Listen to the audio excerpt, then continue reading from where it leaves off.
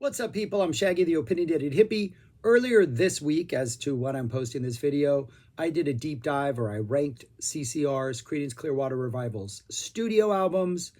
And in doing that, after I posted it, I checked out what other people ranked their albums as. And there was a lot of discussion critically, fan sites, Reddit, stuff like that, about CCR primarily being a singles band.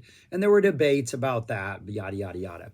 And so after I posted that video, was like, it would be really easy to do a top 10 CCR song video, right?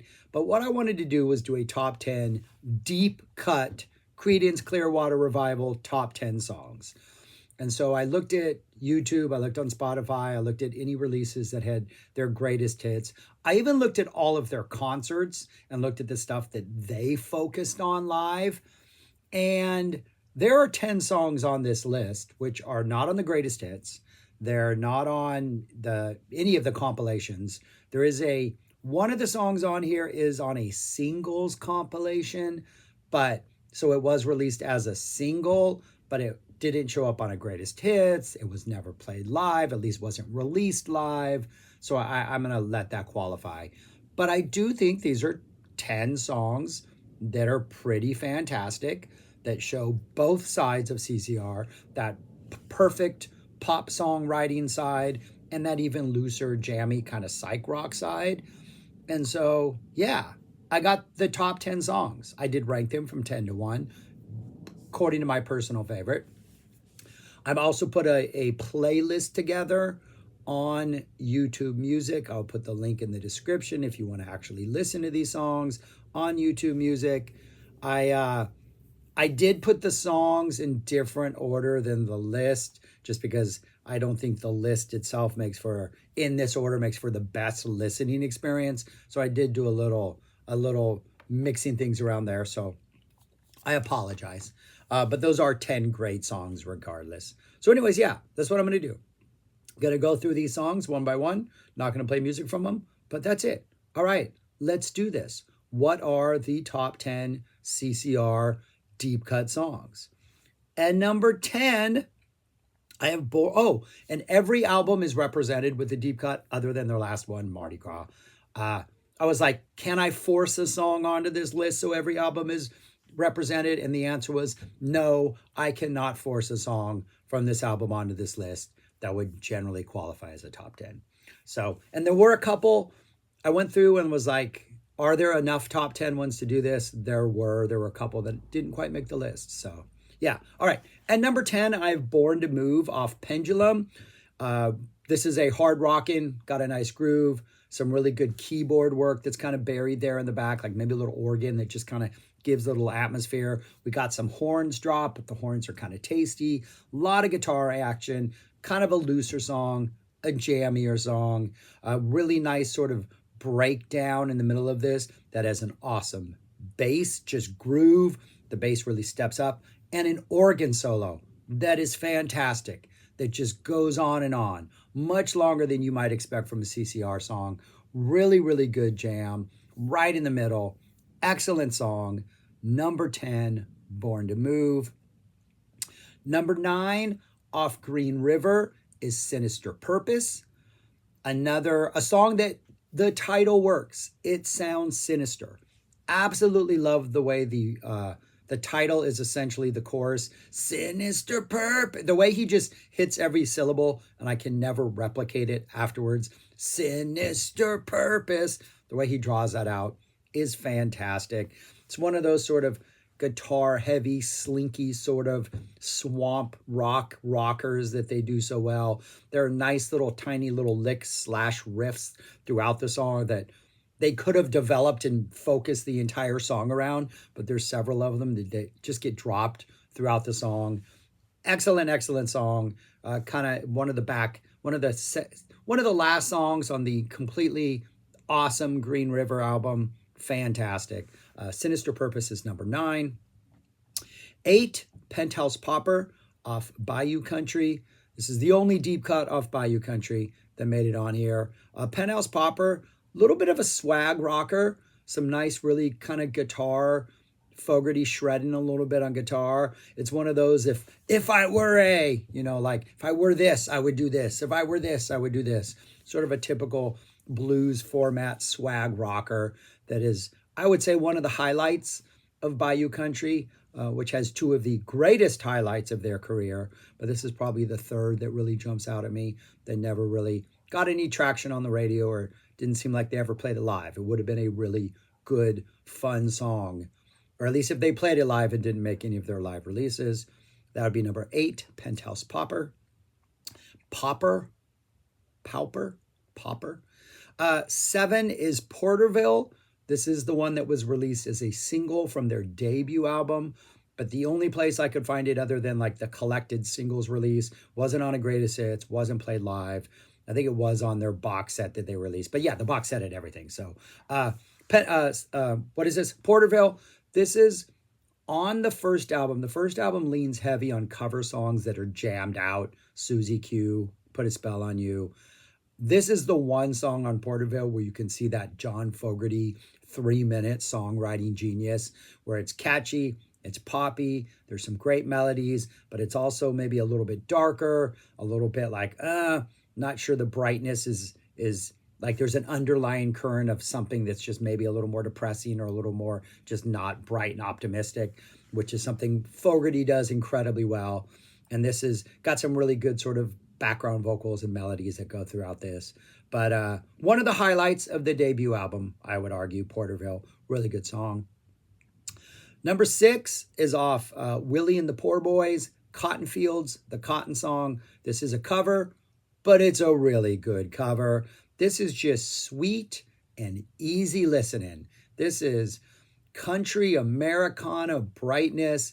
It is a great cover. It is a great vibe. It is super catchy. It's kind of an earworm. It is just a really, really pleasant, feel-good song, despite the fact that it's about cotton fields, working hard. But it's just, yeah, it's really good. It's just a really awesome little ditty on Willie and the Poor Boys. Next, at number 5, Wish I Could Hide Away, off Pendulum. This is like a really, I feel like this is a deep, deep cut. Like this is just kind of a little, it's got this Procol Harum moodiness about him because of organ/keyboard work that dominates the intro.